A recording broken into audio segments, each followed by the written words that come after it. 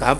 ان توبو، آگے کہتے ہیں ان مرضو، اگر یہ مریض ہو جائیں فانا طبیبہم، ان کا علاج میں کروں گا. ایک ہے بدن کا علاج، گناہگار کے بدن کا علاج مراد نہیں، اس کے قلب کا علاج مراد ہے، اس کی معنویت کا علاج مراد ہے.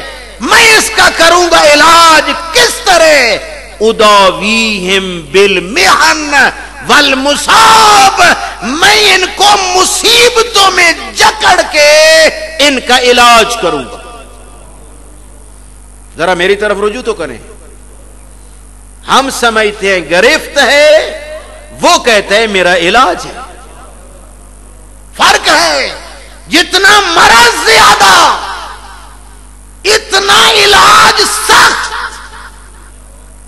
کبھی یہ نہ سمجھنا کہ فلاں کا جوان بیٹا مر گیا ہے، بھائی مر گیا ہے، فلاں عزیز مر گیا ہے، مال چوری ہو گیا ہے، ہائے گرفت ہوئی ہے اور پکڑ ہوئی ہے. یہ پکڑ نہیں ہوئی، یہ لطف ہوا ہے. یہ لطف کہتے میں سمجھتا ہوں مریض کا کس انداز میں علاج کرنا ہے. اس لیے خدا را کبھی کسی مصیبت زدہ کو دیکھ کے خود تبصرہ نہ کرنا.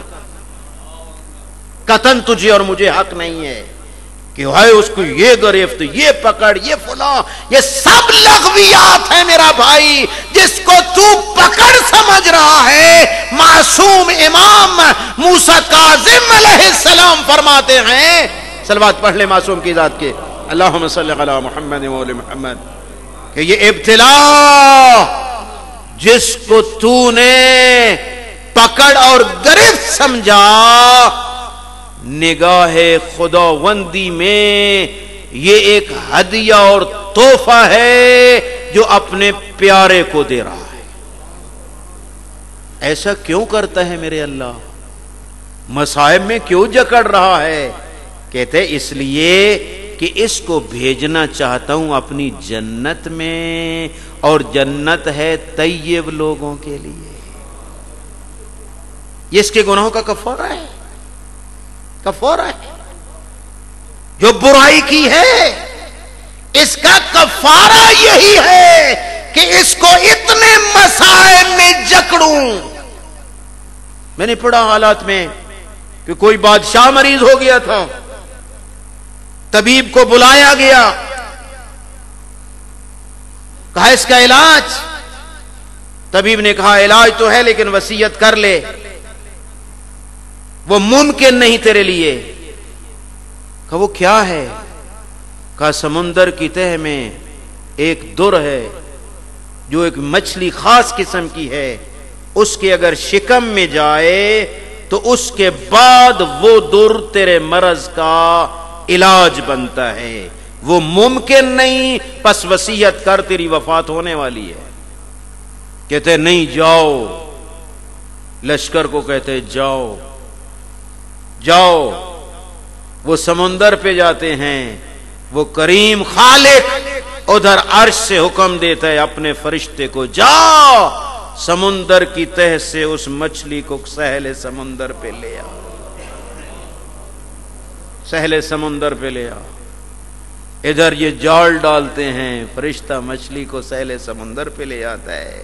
وہ جال میں پھنستی ہے، اس کے شکم سے در نکلتا ہے جو اس بادشاہ کا علاج بنتا ہے اور وہ شفا پا جاتا ہے. یہ فرشتہ اوپر جا رہا تھا، دیکھا کہ ایک اور فرشتہ زمین پہ آ رہا ہے. راستے پہ ملاقات، کدھر گیا تھا تو؟ کہا اس بادشاہ کے لیے مچھلی کا شکار آمادہ کرنے کے لیے سمندر کی تہ میں گیا تھا. تو کدھر جا رہا ہے؟ کہا میں جا رہا ہوں، ایک مومن ہے، کئی دن سے اس کے گھر میں فاقہ ہے. آج ان بچوں کے بابا نے کہیں سے الف روایت میں یہ تھا جس کتاب میں نے پڑھا، الف یہی ساگ پات کو کہتے ہیں جو اس چارہ سے سالن تیار کیا جائے. وہ آج اپنی ہنڈیا تیار کر کے بیٹھے ہیں، تیار ہو گئی ہے ان کی ہنڈیا اور دیگ۔ اب تھوڑی دیر کے بعد وہ بھوکے بچے بیٹھے ہیں جنہوں نے اس دیگ سے کھانا ہے۔ مجھے حکم ہوئے جا دیگ کو انڈیل دے۔ دونوں ملک، دونوں فرشتے کہتے ہیں میرے کریم اللہ راز تو بتا دے۔ کا راز یہی ہے، یہ جو بادشاہ تھا یہ میرا دشمن تھا، لیکن اس نے کوئی نیکی کی تھی، چاہتا تھا اس کا آجر اسی دنیا میں اس کو دے دوں تاکہ مرتا جائے سیدھا جہنم۔ اور یہ جو مومن ہے نا جس کے بچے بھوکے ہیں، اس نے میری نافرمانی کی تھی، بھوک بچوں کو اس لیے دی ہے کہ اس کے گناہوں کا کفارہ بن جائے۔ ابھی کچھ کفارہ باقی تھا، حکم دیا اس ہنڈیا کو بھی انڈیل دے کہ کچھ اور بچوں کی بھوک کی تڑپ کو برداشت کر کے اپنے گناہوں کا کفارہ ادا کر لے تاکہ مرے تو سیدھا میری جنت میں۔ نظام یہ اللہم صلی علی محمد۔ اس ذات کے اسرار کے بارے میں تبصرہ ممنوع۔ تجھے اور مجھے حق نہیں کہ فلاں پہ کیا گزر رہی ہے، تو سبب کیا ہے وہ تو خود کہتا ہے من اشقتہ قتلتہ۔ کبھی ایسا ہوتا ہے کوئی میرا عاشق بنتا ہے، خدا کہتا ہے کسی کا میں بھی عاشق بنتا ہوں، جس کا میں عاشق بنتا ہوں اپنی راہ میں مروا دیتا ہوں۔ یہ اس کے عشق کا انداز ہے۔ تجھے اور مجھے یہ حق نہیں پہنچتا۔ تیری اور میری تکلیف کیا ہے؟ رضن بقضائہ و تسلیما لامرہ، مصائب پہ بھی راضی، آسائش پہ بھی راضی۔ اس کو مومن کہتے ہیں، ہر حال میں راضی۔ رضن بقضائہ، خود کہتا ہے دیکھ اگر زیادہ تڑپانا میرے آزمائش میں، من لم یصبر علی بلائی ولم یشکر علی نعمائی فلیطلب ربا سوائی، کہ جو میری آزمائش پہ صبر نہیں کرتا اور میری نعمتوں کا شکریہ ادا نہیں کرتا، نکل جائے میری زمین اور آسمان سے۔ فَلْيَخْرُجْ مِنْ عَرْضِي وَسَمَائِي، نکل جائے میری زمین سے اور آسمانوں سے، اور میرے علاوہ پھر کوئی اور رب ڈھونڈے۔ اگر مجھے رب مانا ہے تو پھر یہ میرے عشق کے انداز ہیں، جو چاہوں اپناؤں، اور ادھر تیرے مرض کا علاج ہے۔ طبیب میں ہوں، جو نسخہ چاہوں استعمال کروں، مریض کو حق نہیں کہ یہ دوا کیوں، وہ طبیب سمجھتا ہے۔ اس لیے میرا بھائی جس حال میں ہے، رضن بقضائہ و تسلیما لامرہ۔ اور اتنا عرض کروں کہ کربلا نے ہمیں درس ہی یہی دیا ہے۔ کربلا میں معراج ہے رضا خدا کا۔ ذرا دیکھو تو سینا، لے جاؤ تصورات کو کربلا میں۔ 10ویں کا دن ایک عمل کرتے ہو نا، وہ کیا ہوتا ہے کہ سر سے امامے اتر جاتے ہیں، پیراہنوں کے بٹن کھل جاتے ہیں، قبلہ کی طرف رخ کرتے ہو، زبان پہ ایک جملہ ہوتا ہے انا للہ و انا الیہ راجعون، رضن بقضائہ و تسلیما لامرہ۔ یہ کون کہہ رہا ہے؟ یہ زینب کبیر کہہ رہا ہے۔ کس وقت کہہ رہا ہے؟ جب اس کے ہاتھوں پہ اصغر کا لاشا ہے۔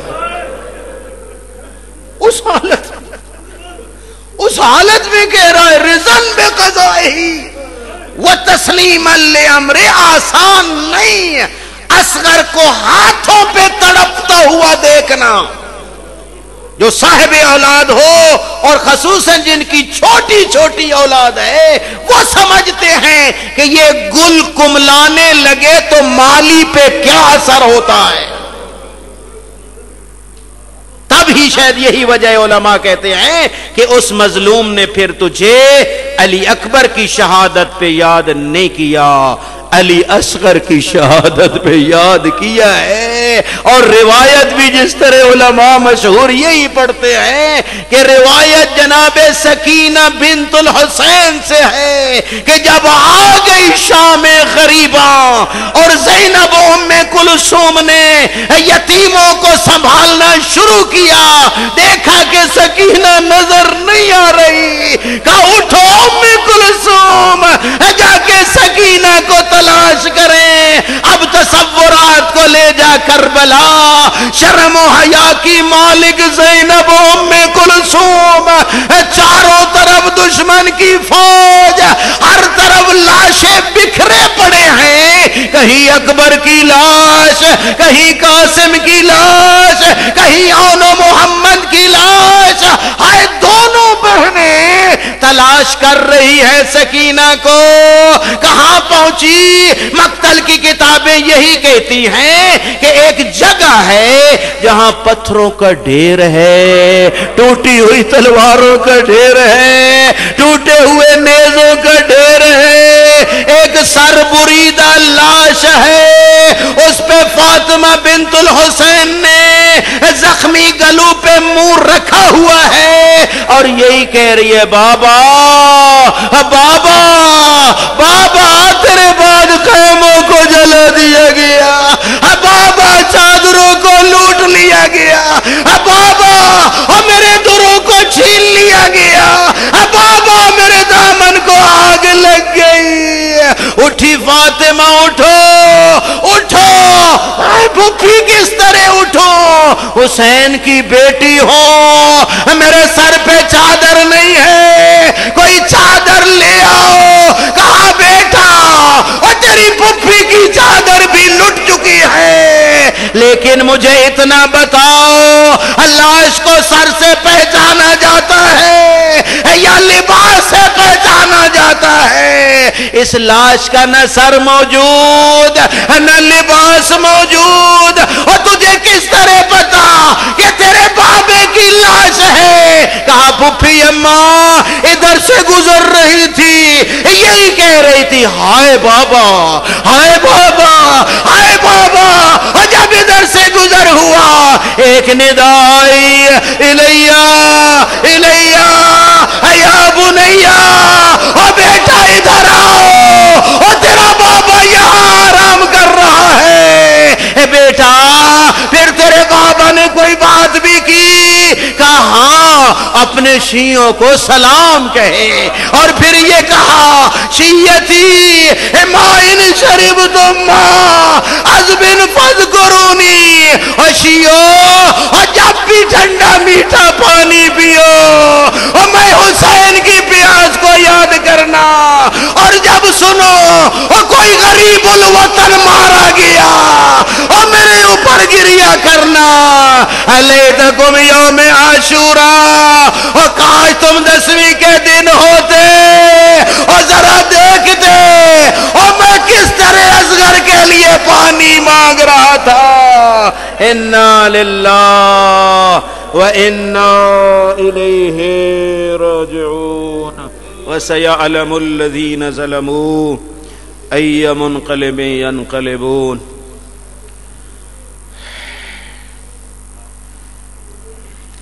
مومنین کرام، حاجی اعجاز حسین کے والدین مرحومین اور دیگر مومنین مرحومین اور شہداء امامیہ، اور خصوصاً وہ لوگ جو اس جامعہ کے ساتھ اور دیگر مذہبی اداروں کے ساتھ مربوط ہیں، ان سب کے مرحومین کے لیے سورہ حمد اور توحید کی تلاوت فرمائیں۔ بسم اللہ الرحمن الرحیم، الحمد للہ رب العالمین، الرحمن الرحیم، مالک یوم الدین، ایاک نعبد و ایاک نستعین، اہدنا الصراط المستقیم، صراط الذین انعمت علیہم غیر المغضوب علیہم ولا الضالین۔ بسم اللہ الرحمن الرحیم، قل هو اللہ احد اللہ الصمد لم یلد ولم یولد ولم یکن له کفوا احد۔ بسم اللہ الرحمن الرحیم، قل هو اللہ احد اللہ الصمد لم يلد ولم يولد ولم يكن له كفوا أحد. بسم الله الرحمن الرحيم. قل هو الله أحد الله الصمد لم يلد ولم يولد ولم يكن له كفوا أحد. اللهم بالثواب هاتين السورتين لأرواح جميع المؤمنين المرحومين لا سيما إلى روح المرحوم المخصوص. اللهم اغفر لهم واحشرهم على الأنبياء والأوصياء والأتقياء ومع أئمة الهدى عليهم الصلاة والسلام. صلوات پر محمد وآله.